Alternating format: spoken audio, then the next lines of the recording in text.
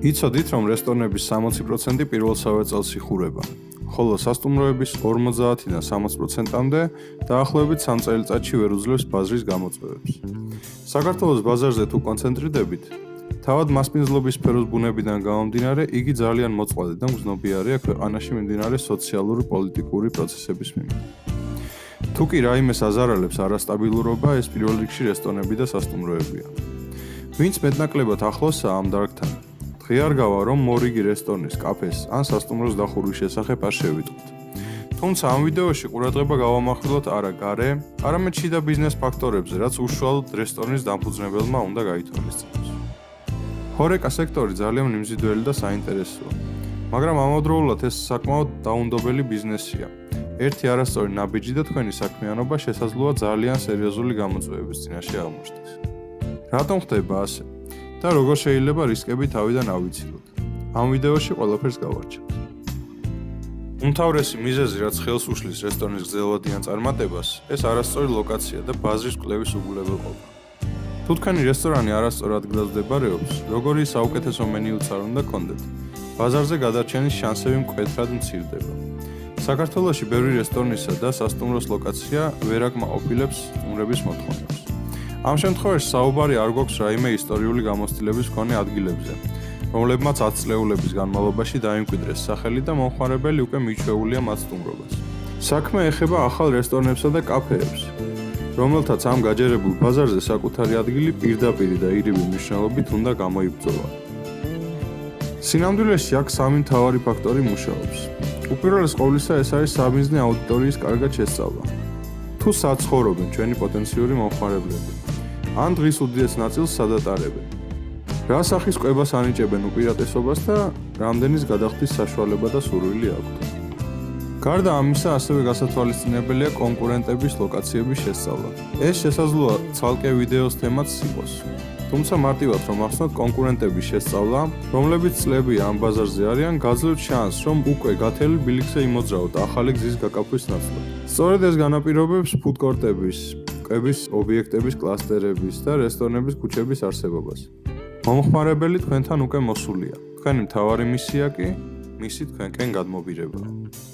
მესამე მნიშვნელოვანი ფაქტორია ტრანსპორტისა და ტურისტული ნაკადების მონაცემების გარკვევა. აუცილებელია, რომ ადამიანების ჯგუფს მარტივად შეეძლოს თქვენამდე მოღწევა, მათ შორის პარკირება. ეს ის საკითხებია, რომლებიც სტუმარს რესტორანში შემოსვლამდე განაწყობს. მასპინძლობის სფერო კი მეტწილად სწორედ განწყობაზეა დამოკიდებული. ფინანსური პრობლემები და ხარჯების არასწორი განაწილება. ბევრი დამწყები ბიზნესმენი ფიქრობს, რომ ერთ თვეში შემოსავალი ექნება. თუმცა რეალურად ბევრი ჰორეკა ბიზნესი პირველი წლის განმავლობაში წამგებიანიც გია. რესტორნის მფლობელი ხშირად მთლიან ფულს ინტერიერს ახარჯავს და საერთოდ არ ფიქრობს მარკეტინგზე. ახავს ჭარბი რაოდენობის პერსონალი და შემდგომ ან ვეღარ უხდის ხელფასებს, ან ათავისუფლებს მათ. რაც ნებისმიერ შემთხვევაში არასწორი და უპასუხისმგებლო ქცევაა ბიზნესისთვის. ასევე გავრცელებული ბიზნეს ცოდვა, დაბალი აქტიურობის სეზონების უგულებელყოფა. სარესტორნო სფეროს ახასიათებს სეზონური ყევები, რაც აუცილებლად გასათვალისწინებელია. ჰორეკა სფეროში შემოსვლის მსურველმა ბიზნესმა უნდა გათვალოს 6-დან 12 თვემდე სამყოფი ფინანსური რეზერვი. ერთგვარი ფინანსური უსაფრთხოების ბალიში. იმ შემთხვევისთვის, თუ ნავაჭრი არასაკმარისი იქნება ვალდებულებების გასასტუმრებლად და ზოგადად ძალიან ფრთხილად უნდა მართოს ფინანსები. საუკეთესო შემთხვევაში არსებობენ კომპეტენტური ადამიანები, რომლებსაც მრავალწლიანი გამოცდილება აქვთ ამ ბიზნესში და კონსულტაციაზეც არავინ დაგზარდებათ. ცუდი მომსახურება და რეპუტაცია. საქართველოში, ისევე როგორც მთელ მსოფლიოში, მომხმარებლები ერთგულები არიან, როდესაც ისეთ სერვისს და პროდუქტს იღებენ, როგორცაც ელიან. თუმცა ერთი ცუდი გამოცდილება და ისინი აღარასოდეს დაბრუნდებიან ჩვენთან. ალბათ ბევრჯერ გსმენია, თავიდან კარგი იყო და მერე აურიეს. და მსგავსი ფრაზები. ნებისმიერი ბიზნესის და განსაკუთრებით ჰორეკას მთავარი საიდუმლო სტაბილურობაა. სტუმარი უნდა გენდობოდეთ, რომ როდესაც ერთხელ კარგად მოემსახურებიან, მეორეთაც იგივე დახვდებათ. ამისათვის კი საჭიროა პერსონალთან სწორად მუშაობა.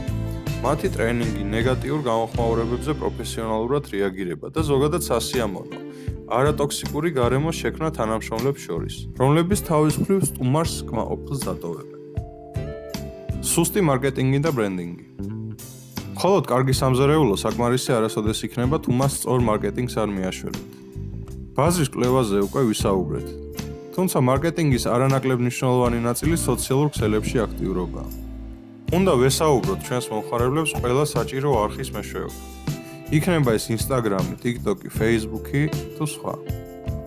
მოიწვიოთ ინფლუენსერები და გულწრფელი გამოხმაურების საშუალება მისცეთ მას. გულწრფელობა ყოველთვის იგრძნობა და მომხმარებელი ნაყიდ საქებარ სიტყვებს აუცილებლად იგრძნობს. ცუდი მენეჯმენტი და არაორგანიზებული სისტემა. გუნდური მართვა კრიტიკულად მნიშვნელოვანია. თუ ცუდი მენეჯმენტი გაქვთ, ყველაფერი დაინგრევა. საქართველოში ხშირია შემთხვევები, როდესაც ახალგასწნილი რესტორნები მიკრომენეჯმენტით იმართებიან. უკეთ რომ გავმარტოთ, მფლობელები ყველაფერში ერევიან და შეფებს, დარბაზის მენეჯერებს თუ სხვა სპეციალისტებს თითქმის არაფერს ანდობენ. სარესტორნო სფერო ძალიან ახლოსაა ხელოვნებასთან. მას ფრთების გასაშლელად თავისუფლება სჭირდება და რაც მეტად შევოჭავთ მას, მით მეტად მივუახლოვდებით უცხოს. როდესაც გუნდში ჯანსაღი სამუშაო გარემოა და ყველა სიამოვნებით აკეთებს თავის საქმეს, ეს ემოცია სტუმრამდე აუცილებლად მიდის. მომხმარებელთა მოთხოვნების იგნორირება. თუ კი ცვლილებებს არ ეწყობით, მომხმარებელს აუცილებლად დაკარგავთ. ცხადია, ყველა კვების ობიექტს თავისი მიმართულება და კონცეფცია აქვს. მაგალითად, თბილისში გაიზარდა მოთხოვნა ვეგანურ და ჯანსაღ მენიუზე. მაგრამ ბევრი რესტორანი ამაზე არ რეაგირებს. სამაგიეროდ უმეტეს კვების დაწესებულებაში მენიუები აი ასე გამოიყურება.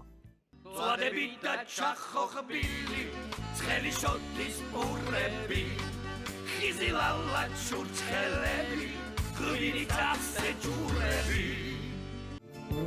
ერთია, როდესაც ჩვენ ვცდილობთ არსებულ მოთხოვნას უპასუხოთ და მეორეა, როდესაც გსურს რაღაც ახალი შევთავაზოთ ბაზარს. ამისათვის კი ხშირად ელაპარაკეთ მომხმარებლებს და მოისმინეთ მათი აზრი.